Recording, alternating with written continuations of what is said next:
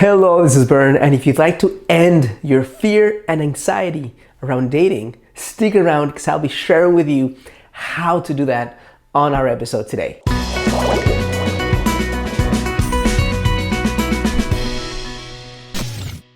Hello, this is Bern. Welcome to your greatlifetv.com. Today's another edition of Get the Love You Crave, and I'm very excited to be sharing with you how to end the fear and the anxiety that comes from dating. For so many of you, dating has become a chore, a task, a job that you hate. And when you engage in the world with this kind of feeling towards dating, inevitably the results you get are not optimal. And I get it. Many of you have been dating and you found that the guys that you connect with are not awesome, or you feel like to get what you want, you're gonna have to do so much more than you're willing to do. So here's the first thing I'll say before I give you the 4 steps that I can offer you right now to master this art of dating and have fun through it, is that dating is part of the price to pay to get what you want. If you're unwilling to go out and connect with men, then you're gonna have to settle for the first guy or for the guy who comes around and who's close to you. So if you really want to create a connection to the type of man that I know in your heart you want, and how do I know this? Because you would not be watching my videos if you didn't want an amazing man in your life, then you have to learn to enjoy this process more and to master it, be a pro at doing it. So the first step I'll give you right now to eliminate your fear of dating and enjoy being present more while dating is to stop treating dating like a beauty pageant.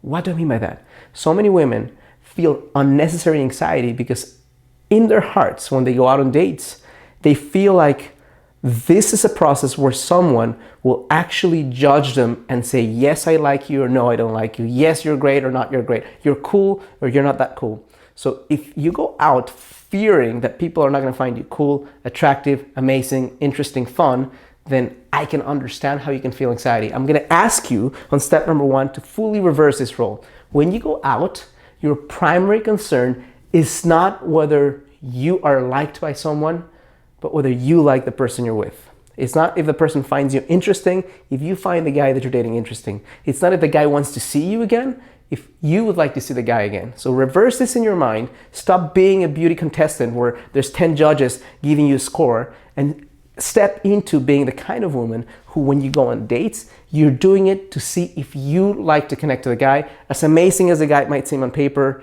you want to check it out for yourself, and you want to know if he has the qualifications and the qualities that would make you want to see him again. Okay, so if you reverse it from being judged to you being the one who's deciding, you get more strength and you get less fear. Second one is I want you to triple stack the benefits of dating. What do I mean by that? Well, ultimately dating is going to allow you the possibility of creating a connection, a soulmate connection with someone, potentially marriage to the man of your dreams, right? But if you only do it for that reason, if it's kind of like going to a gym that you hate because you want to lose 10 pounds, if you're practicing dating kind of like that energy, then you only enjoy the result, but the entire process will be a burden to you. But if you triple stack the benefits, that means that you recognize it. Yes, ultimately you're going to create a guide, but what if there's a few other benefits that you get in the middle? One of them is getting a chance to practice openness, okay? Another one is having the ability to gauge the energy of guys. Another one is an ability, it's getting time to practice being present, being fun, being outgoing, getting curious, knowing more about someone's life. If you stack the benefits, creating more friendships. Some of the guys that you go out on dates may not be marriage material, but they could be friends for life sometimes. So if you treat this as not just those one major benefit and everything else sucks in between, but everything that you're doing, who you are becoming as a woman in the process of dating is just as important as the end result, then you will feel more compelled to do it because it's not about the guy, it's not about getting your soulmate, it's about becoming the kind of woman who can get this and who's open. Third step is refuse to date men who play games, period.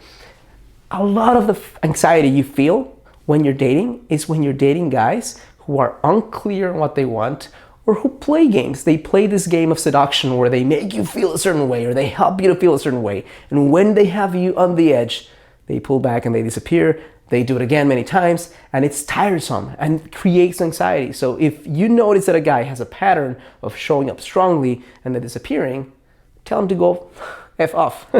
Tell them to disappear. Don't engage. Don't waste your time. If you disconnect from men who play games, your dating process will be infinitely more fun and more enjoyable. So do that. Number 4 is practice the art of dating detachment.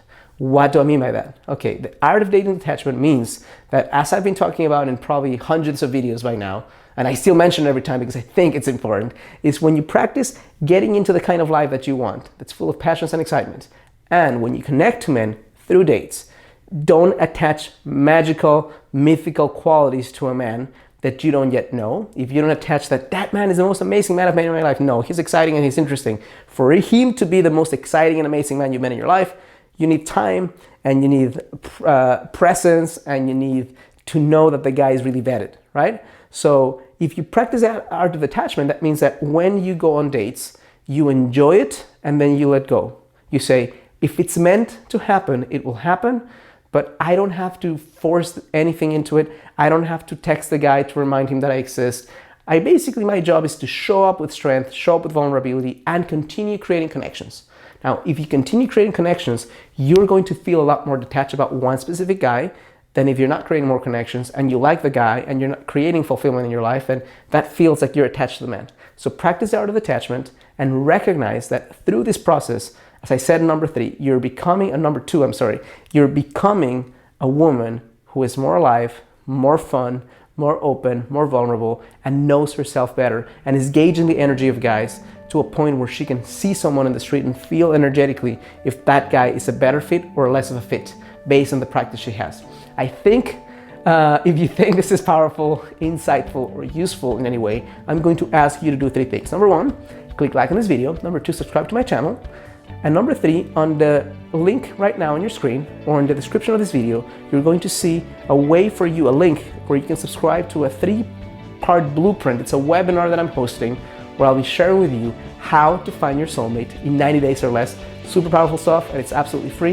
If you have any questions for me, place a comment on any of my videos and I'll reply with an answer or create a video just for you. Thank you so much, and I challenge you to live a full and a conscious life.